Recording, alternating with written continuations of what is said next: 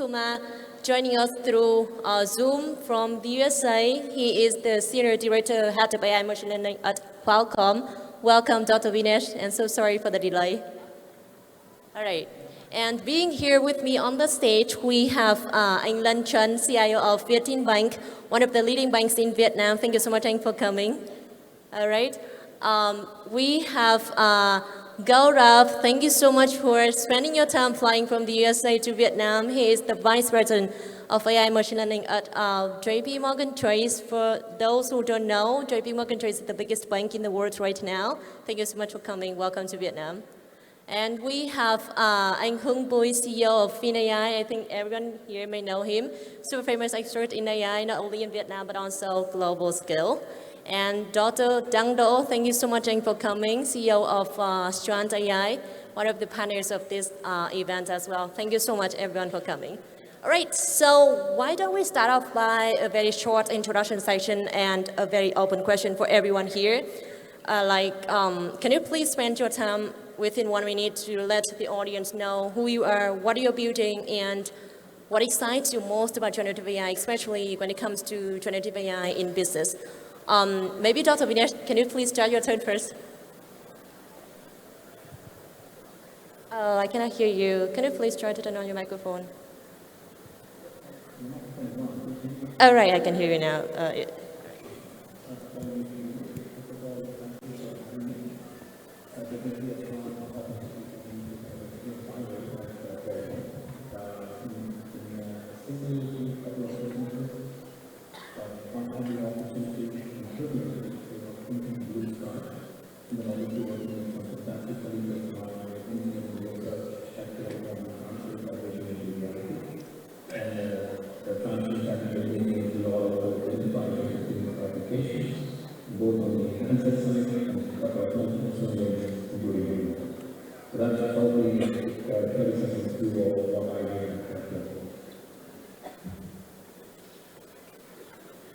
All right, so England, can you please?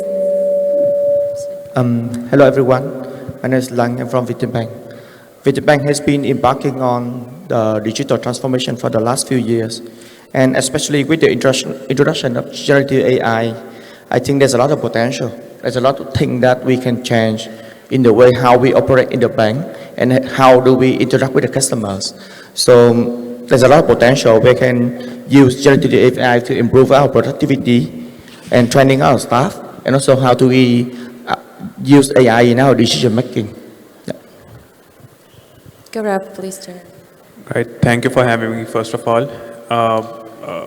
I work as a data scientist at JP Chase, mostly on fraud detection problems. The one thing that excites me the most about generative AI is their application to existing models and existing productivity problems, like my colleague over here also said, the fellow panelist also said. And how they can basically augment existing models without too much re-engineering in the works. That's an interesting problem for me. Since I have the opportunity, I just want to put a quick legal disclaimer here as in a personal capacity, and whatever I'm saying are my personal opinions. Thank you. All right, thank you so much. And anh Hưng, please. Hi, so I'm Hung. I actually spent many years outside of Vietnam, but 5 years ago, in 2019, I decided to quit Google DeepMind and came back and started VinAI. And today we're very proud that VinAI is the first world-class AI research lab in Vietnam. In fact, we managed to reach the top 20 of all the industrial AI research labs worldwide, having published more than 150 publications, all in the top-tier conferences in AI. And so, in terms of products, then we're focusing on 2 verticals today. Generative AI, where we're doing a lot of work on how to make this generative AI model more efficient, more optimized, so that it can actually be run on cheaper hardware, making them more affordable, and also to the point that it can actually run on device and so on. The end users can actually use these generative AI models so that they don't have to worry about privacy issues. The other vertical is automotive, and we've been supplying AI-enabled technologies to a couple of OEMs around the world, and so far we've also won the CES Innovation Award last year. So I think we've been doing pretty well. Thank you. Thank you so much, and please, Dr. Dan. Hi everyone, I'm Dang Do from Trans Technology. I'm very proud to be here today. I am focusing on research a new generative AI and based in Vietnam. Thank you. Right, thank you so much, Anh. So maybe our very first deeper question around generative AI is like, I really wanted to hear your thoughts and your insights around how generative AI is really transforming customer experiences. And can you please give some outstanding examples of how generative AI is really delivering some measurable values to our customers' experiences? As far as I know, there are so many multi-billion companies right now building some AI bots to support with the co-outreach for sales and also for customer support. So many times, customers may not even know that they are actually talking to an AI instead of a real human behind the phone. So Gaurav, maybe this question is for you. Can you please give some examples from your experience? Right. I'll start with personalization. I think that was mentioned in the intro a few minutes ago as well. Personalization is almost like a subconscious need that customers now have already. Being exposed to social media platforms and shopping apps and streaming apps, customers subconsciously expect enterprises to know the companies that they're interacting with, to know them. Within the limits of privacy, of course. They don't want them to know everything about them, but they still want the experience to be tailored to whatever they have been doing. With large language models and with the advent of RAGs technologies specifically, this has been made possible to a certain extent. And I think what you mentioned about call center experiences and phone calls specifically, those are good examples to begin with, where you can have measurable impact. They are low monetary value transactions at the end of the day. They are high volume transactions. So the cost of going wrong is very low over there.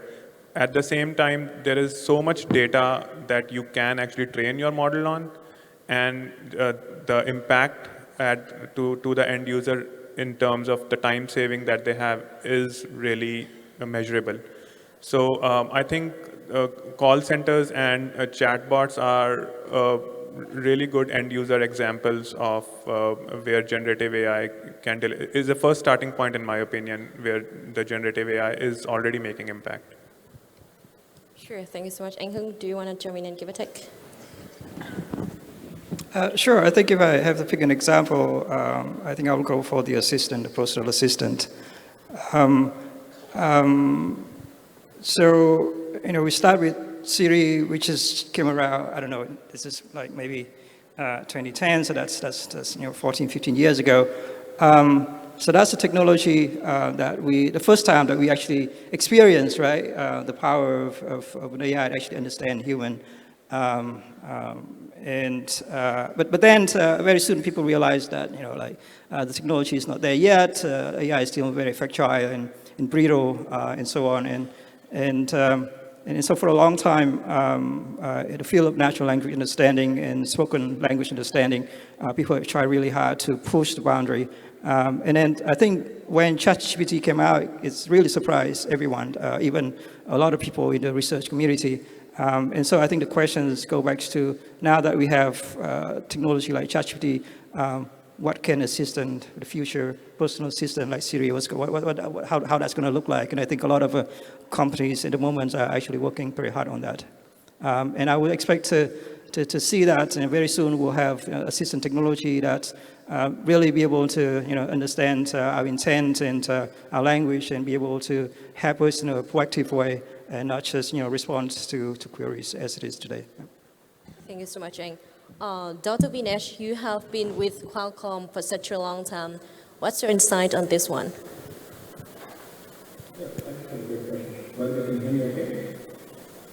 Yes. I can hear you, yes.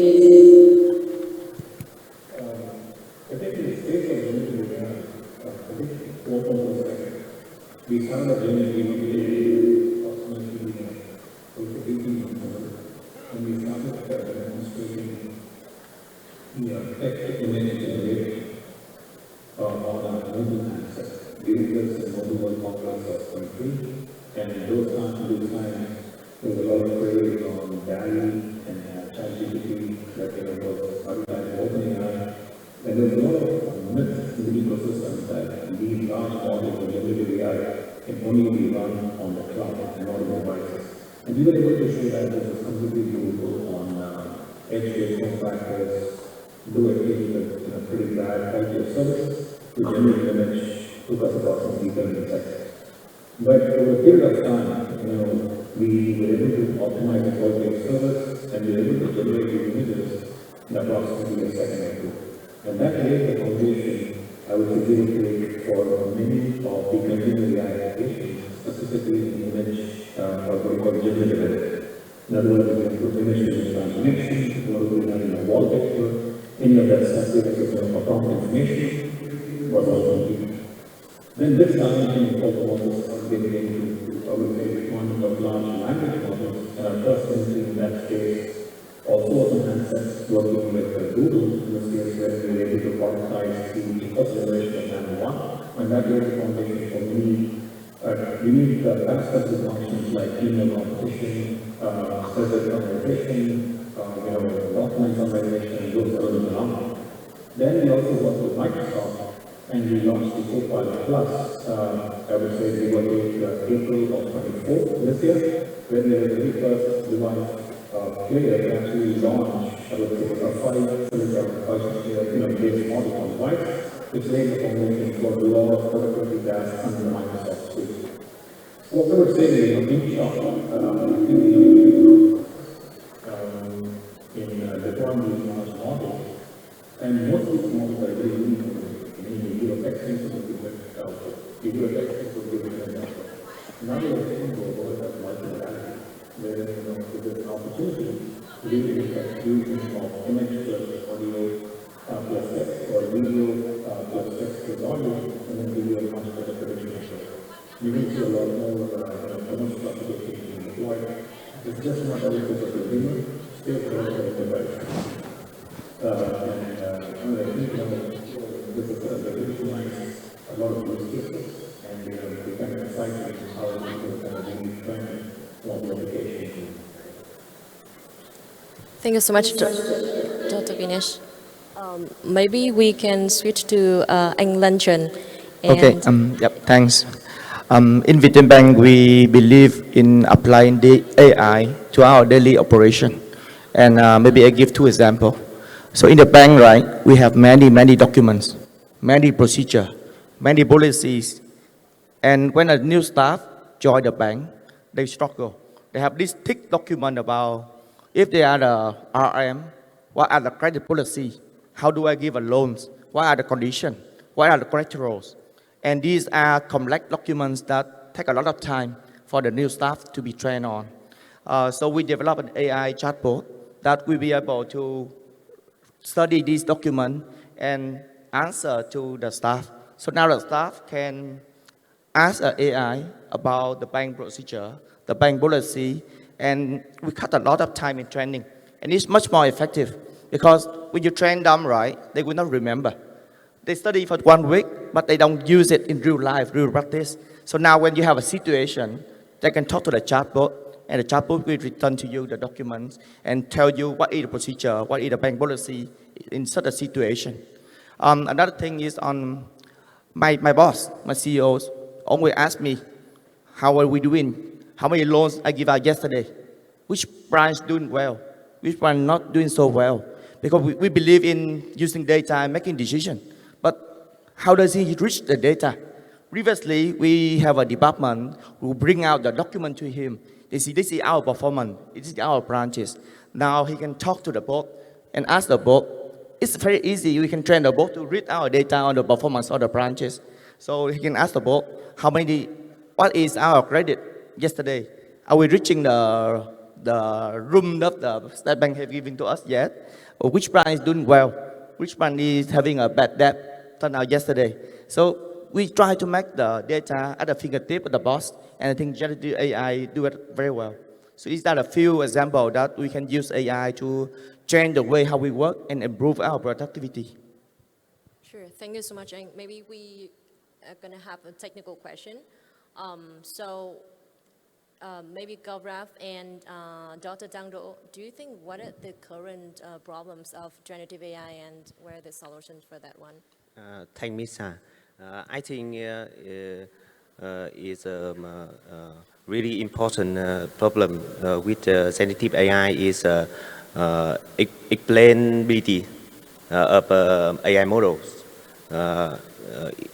especially in the fields require transparency like financial and medical or something like that. There are many different strategies like post-hoc training, explanation, or vision explanation, or some strategies like it. But we always have to training user to understand explanation given by AI model. So they can understand why AI models made specific decision. I think it's most important. How about you, Gaurav? I think hallucination is also another serious problem. Even like co-founder from OpenAI, Ila, he formed a super alignment team, and now it's a startup, multi-billion-dollar. Right. So I believe RAG has, to a certain extent, helped alleviate the problem of hallucination overall. The next big challenge, I believe, is super alignment, like you mentioned.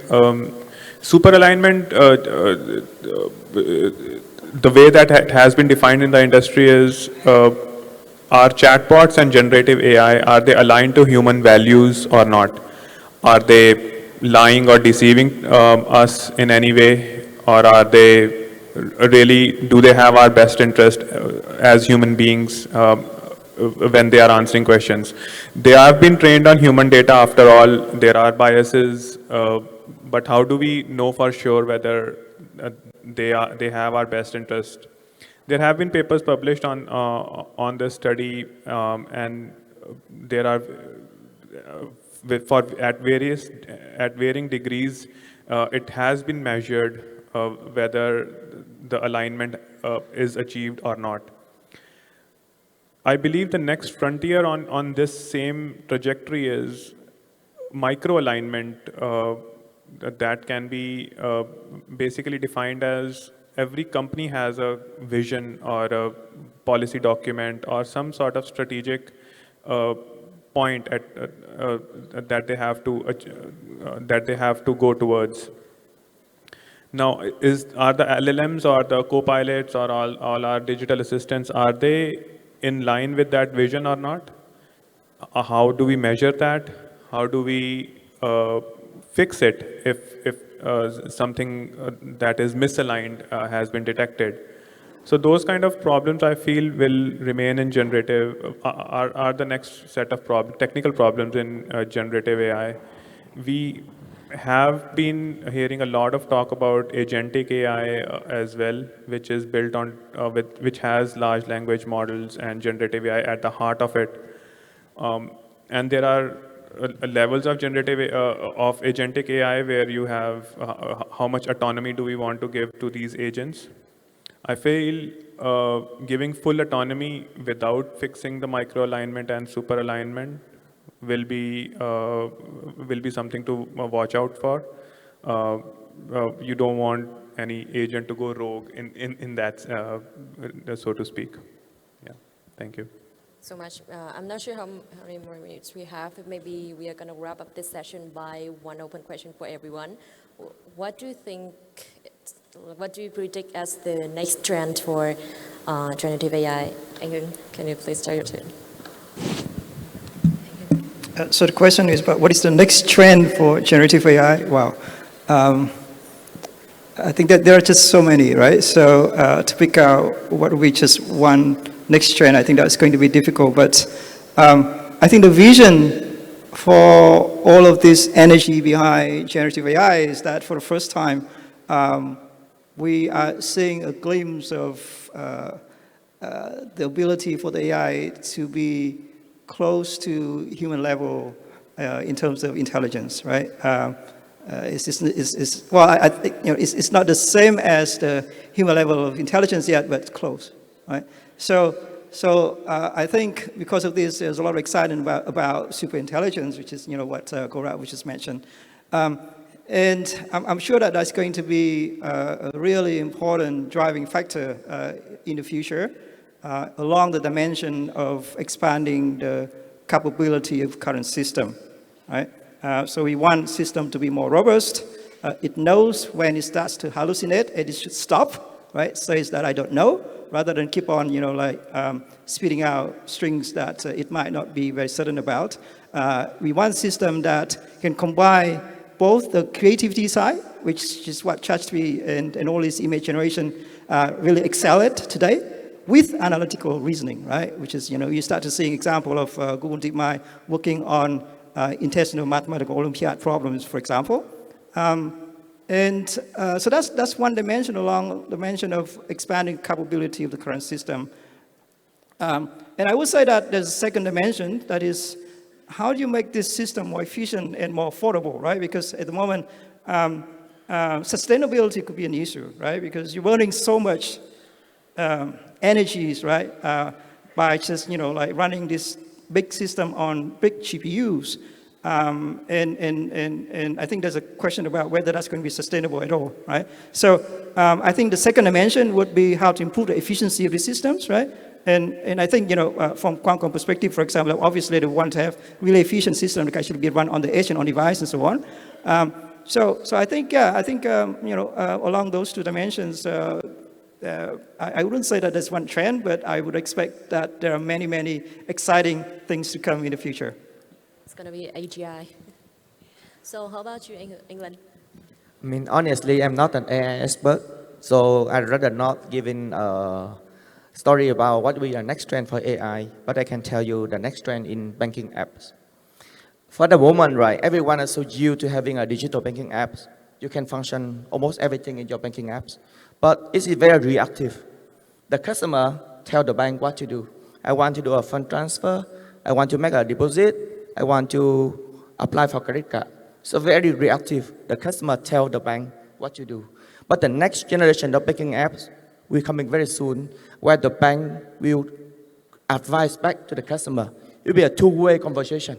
It rather not as a tool anymore, but it kind of financial advisor to the customer. So now the banking app will prompt to the customer what they should do. So it's a two-way direction. It's not a one-way anymore. And I think that's coming very soon in the next few years. Yeah. Dr. Vinesh, are you still here? Can you please? Yes. Can you please predict what's going to be the next trend for generative AI?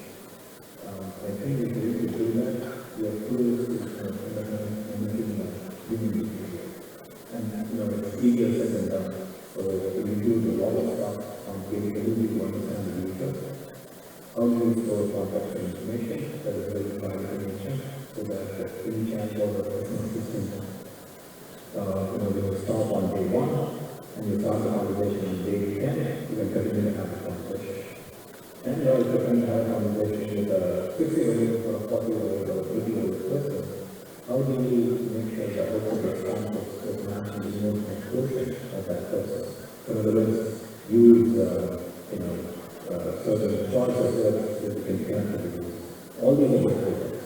I'm a humanly static image, need to learn, and has to learn from my.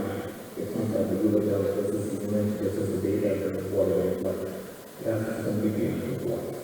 Again, these are two research topics, and there's a lot of folks around the world focusing on that, and quite frankly, that also we can all focus on it. And I think the next 12 months, we can achieve a giant step towards inducing reasoning, and there will be one step towards some common to beginning. Thank you so much, Doctor. Gaurav and Anh Dang, do you want to answer this question? I would like to add one thing. Basically, so far what we have seen, all the advancement in generative AI have been led by large language models or video or somewhat audio as well. These are mostly what we call unstructured data or semi-structured data. A lot of the data in the world in traditional industries is actually locked in tables, rows and columns. So tabular data sets are a huge pile of data, and so far the advancement in that has not somewhat caught up as much. So I think the next trend is building deep learning, which has been a topic in the industry for a long time. Traditional models in tabular data versus deep learning models, and now generative AI on top of deep learning. So yeah, the brief answer would be somewhat something on top of tabular data would be interesting, and actually it's near and dear to my heart as well. Thank you so much. Anh Dang, do you want to answer this question? I think the next generation of AI models is more like humans when it's making technology platforms more synchronized across all sectors. I think it's the point we need the views in the future. Thank you. Okay, so thank you so much, Dr. Dang Do, and thank you so much, everyone, and thank you so much, every panelist for today's discussion. We are going to wrap up this session, and once again, thank you so much to the audience, and I hope that you can enjoy the rest of the day. And we are going to have to give the stage for the next session. Thank you so much, everyone. Thank you.